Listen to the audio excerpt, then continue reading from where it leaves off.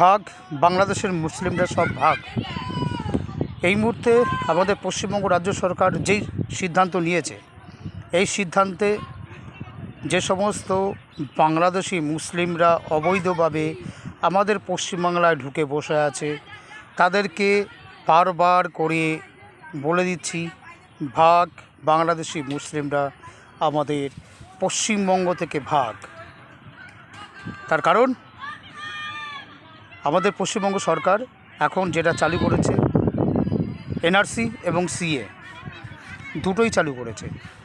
যারা ধর্মীয় কারণে বা বাংলাদেশ থেকে যে সমস্ত শরণার্থীরা আমাদের পশ্চিমবাংলায় এসেছেন 2024 সাল 31শে ডিসেম্বর পর্যন্ত, তারা এই দেশের বৈধ নাগরিক, তারা স্বীকৃতি পাবে। ইতিমধ্যেই আমাদের পশ্চিমবঙ্গ সরকার ঘোষণা করে দিয়েছে, যারা পাসপোর্ট নিয়ে এদেশে ঢুকেছেন ইতিমধ্যে তারা পাসপোর্ট জমা করবেন, আপনাদের সিএ অ্যাক্ট মধ্যে দিয়ে আপনারা এই দেশের নাগরিকত্ব আপনারা পেয়ে যাবেন। কিন্তু যে সমস্ত অবৈধ মুসলিমরা বাংলাদেশ থেকে এই দেশে আপনারা এসছেন, তারা এখনও সময় আছে, চলে যান। ডিটেনশন ক্যাম্প ঢোকার আগে, আরেকবার বলে দিচ্ছি, ডিটেনশন ক্যাম্পে ঢোকার আগে আপনারা এই মুহূর্তে আমাদের পশ্চিমবাংলা ছেড়ে চলে যান। এটা আপনাদেরকে সরাসরি আপনাদেরকে বলছি। যে সমস্ত মুসলিমরা বাংলাদেশ থেকে এই দেশে অবৈধভাবে এখনও পর্যন্ত রয়ে গেছে চারিদিকে ছড়িয়ে ছিটিয়ে, আপনারা এখান থেকে চলে যান। আপনারা যত তাড়াতাড়ি যাবেন তত তাড়াতাড়ি আপনাদের জন্য মঙ্গল এবং খুব ভালো হবে। যদি কোনো মানবাধিকার লোকজন এই সমস্ত বিষয়ে যদি রাস্তায় পথে হাঁটে, তাহলে তাদের এগেনস্টে কিন্তু আমরা লড়ব। তার কারণ আমাদের পশ্চিমবঙ্গ কোনো একটা দানের খয়রাতি নয় যে বাংলাদেশ থেকে মুসলিমরা এই দেশে এসে বসবাস করবে আর তাদের লাইবিলিটিস বা তাদের দায়িত্বভার আমরা গ্রহণ করব। এটা কিন্তু আমরা গ্রহণ করব না। এটা আমাদের রাষ্ট্রের বহন করার ক্ষমতা নয়।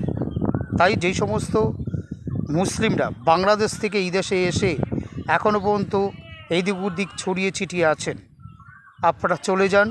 আপনাদেরকে ভদ্রমতো বলে দিচ্ছি। এরপরেও যদি আপনারা মনে করছেন যে এই দেশটা আমাদের জন্য তৈরি, তাহলে ভুল। এরপরে সোজা পাছায় লাথি মারব আর বাংলাদেশে একটা একটা করে সব তাড়াবো। পুলিশ কি করবে না করবে, সেন্ট্রাল ফোর্স কি করবে না করবে, তাতে আমাদের কিচ্ছু যায় আসে না। কিন্তু আমরা যেটা করব সেটা কিন্তু আমরা সরাসরি রাস্তায় নেমে যে কটা বাংলাদেশ মুসলিমকে পাবো, আমরা কিন্তু ধরে ধরে একটা করে লাথি মারব, একদম বর্ডারের বাইরে বার করে দেব, পগার পার করে দেব। এটা যাতে মনে থাকে। যে সমস্ত মুসলিমরা এখনও পর্যন্ত ঘুপটি মেরে এখনও পর্যন্ত এখানে বসে আছেন, তারা একদম পরিষ্কার তাদেরকে বলে দিচ্ছি, এটা কোনো দান খয়রাতির দেশ নয় যে বাংলাদেশ থেকে আসবে মুসলিমরা আর এখানে বসে বসে খাবে আমাদের পয়সায়, আমাদের ট্যাক্সের পয়সায় রেশন খাবে, চিকিৎসা নেবে ফ্রিতে, সেই দিন শেষ। আমাদের পশ্চিমবঙ্গ বাঁচাতে, আমাদের ভারতবর্ষকে বাঁচাতে আমরা এই কাজটা করবই। সরকার আমাদের সঙ্গে রয়েছে, পুলিশ সঙ্গে রয়েছে, সেন্ট্রাল ফোর্স সঙ্গে রয়েছে, ভারত সরকার সঙ্গে রয়েছে।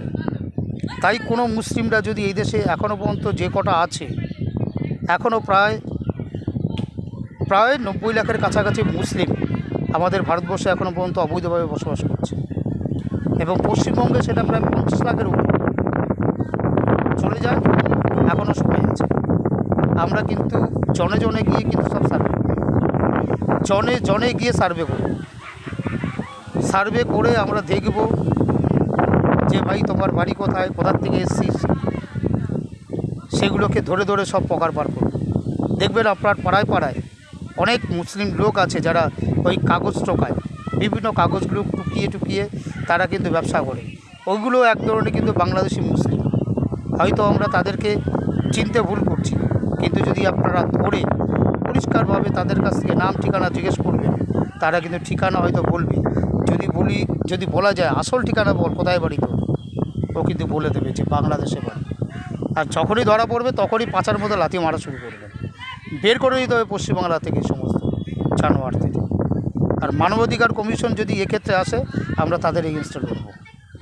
কোনো মানবাধিকার কমিশন ভারতের রাষ্ট্রীয় সুরক্ষার ক্ষেত্রে যাতে কোনো লাগু না করা হয়। ধন্যবাদ। ভিডিওটা বেশি বেশি করে শেয়ার করবেন, কমেন্টস করবেন, লাইক করবেন এবং ওদের কাছে পৌঁছে দেওয়া দরকার যারা এখনও পর্যন্ত, যে সমস্ত মুসলিমরা ভারতবর্ষে আমাদের পশ্চিমবাংলার বুকে এখনও পর্যন্ত এরা রয়ে গেছে। লাইক, শেয়ার এবং কমেন্টস করবেন যাতে এই সমস্ত মুসলিমরা আমাদের পশ্চিমবাংলা থেকে এক্ষুনি বেরিয়ে যায়।